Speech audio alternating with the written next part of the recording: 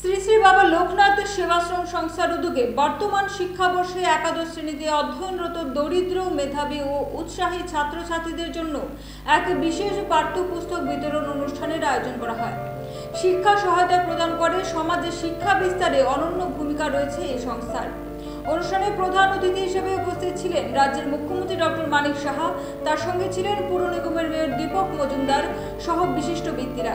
মুখ্যমন্ত্রী তার বক্তব্যে শ্রী শ্রী বাবা লোকনাথ সেবাশ্রম সংস্থার এই উদ্যোগের ভূয়সী প্রশংসা করেন এবং বলেন, এ ধরনের সামাজিক উদ্যোগ ভবিষ্যৎ প্রজন্মের জন্য আলোর দিশা দেখাবে। রাজ্যের শিক্ষাক্ষেত্রে ইতিবাচক পরিবর্তন আনতে এর গুরুত্ব অপরিসীম। এদিন অনুষ্ঠানে দরিদ্র ছাত্রছাত্রীদের হাতে বিনামূল্যে পাঠ্যপুস্তক তুলে দেওয়া হয়।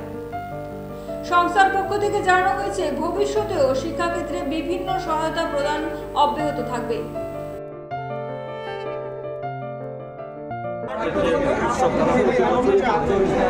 এবং আজকাল আমরা দেখছি ত্রিপুরার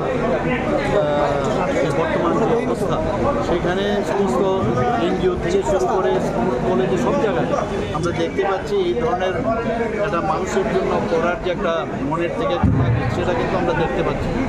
আমাদের সরকারের তরফ থেকে তো আমরা করি, এবং ইভেন বিভিন্ন বিধানসভার মধ্যে বিভিন্ন যারা এমএলএরা আছেন, এমএলএ সাহেবরা আছেন, সবাই কিন্তু বা জনপ্রতিনিধিরা ওদের মধ্যেও এই ধরনের একটা কালচার কিন্তু এখন ডেভেলপ করে গেছে, যে যারা এত পরিশ্রম করে পড়াশোনা করেছে তাদেরকে কিছু একটা করা, তাদেরকে উৎসাহিত করা, আগামী দিন যাতে আরও ভালো করে পড়াশোনা করে, সেই কালচার কিন্তু এখন ত্রিপুরাতে দেখা যাচ্ছে।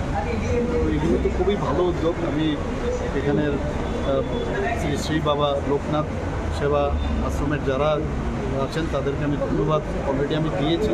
আবার ওনাদেরকে বলবো এই ধরনের কর্মকাণ্ড ওরা আগামী দিনও বজায়।